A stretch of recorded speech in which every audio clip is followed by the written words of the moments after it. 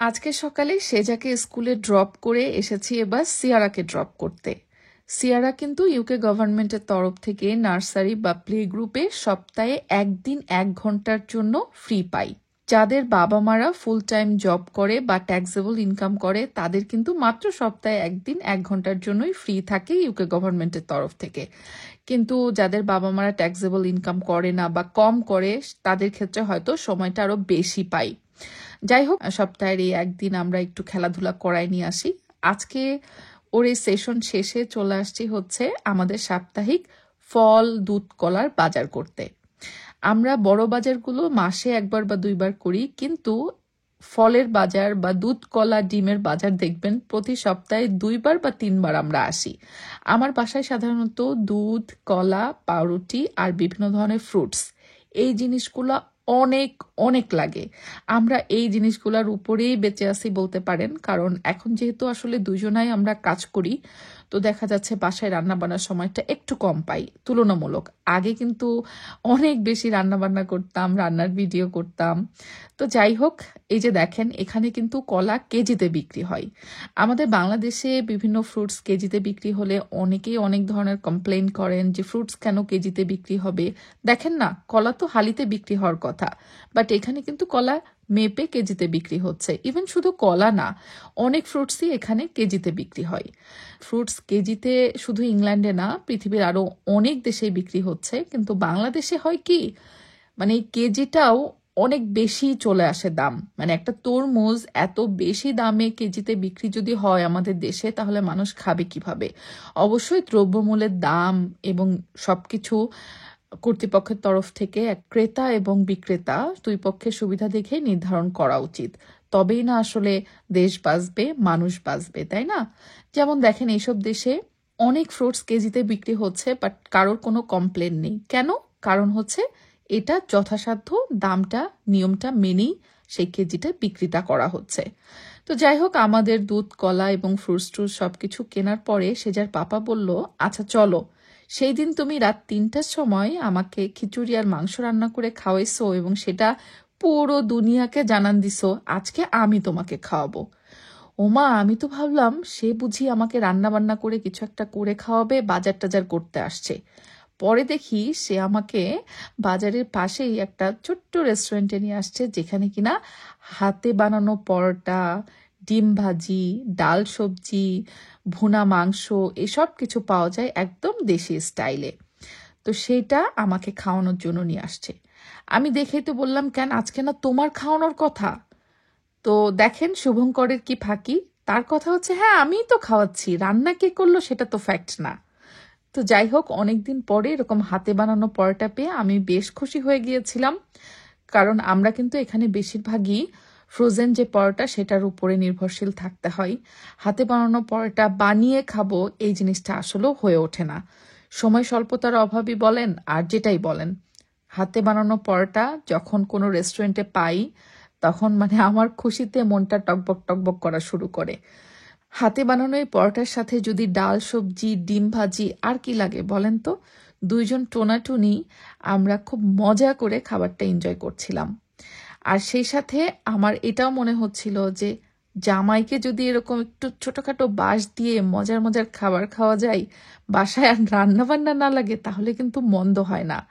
সাধারণত আমার হয় কি, আমি যখন খুব বেশি অসুস্থ থাকি তখন আপনাদের ভাইয়া বাইরে থেকেই খাবার অর্ডার করে। তো রিসেন্টলি আমি যেহেতু জব থেকে 2 সপ্তাহ ছুটি নিয়েছি, আমার শরীরটা এর মধ্যে এত বেশি খারাপ হয়ে গেছে বাসা শিফটিং এর এই ধকল সামলাতে গিয়ে। গতকালকে গিয়েছিলাম জিপিতে ডক্টর দেখানোর জন্য।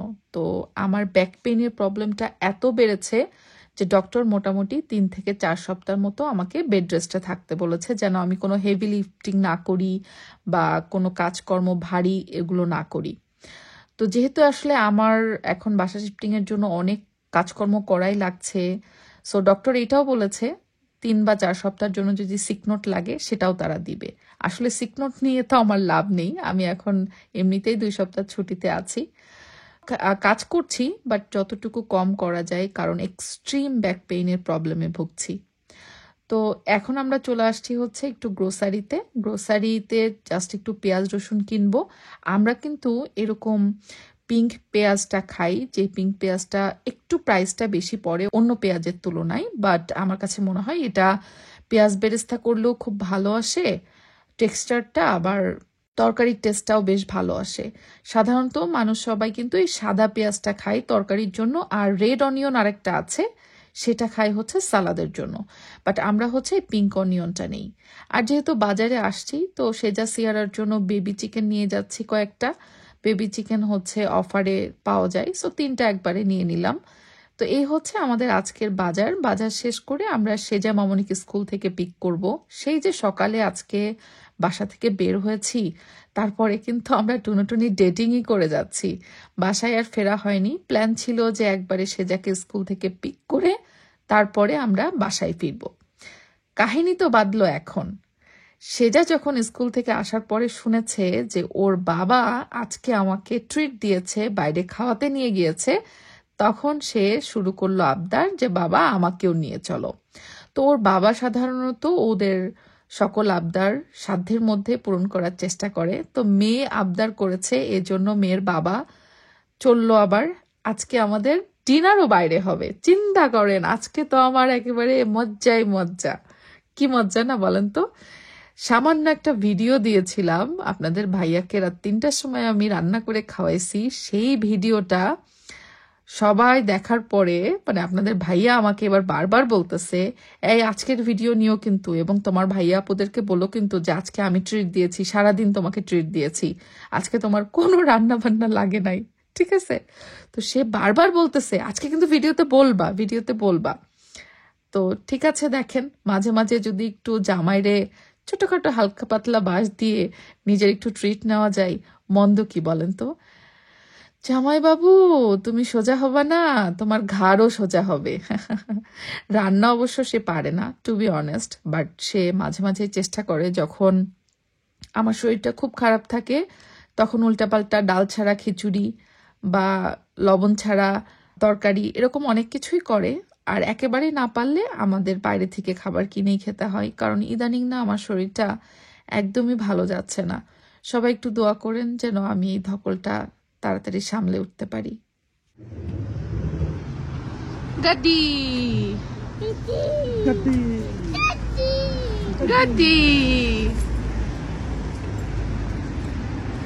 এই তুমি এখানে কেন? আমি পিছে তাকাই দেখি কিরে আমার সেজার মতো একটা মেয়ে, ব্যাপার কি? আমি তো ভাবছি সেজা গাড়িতে উঠে গেছে অলরেডি।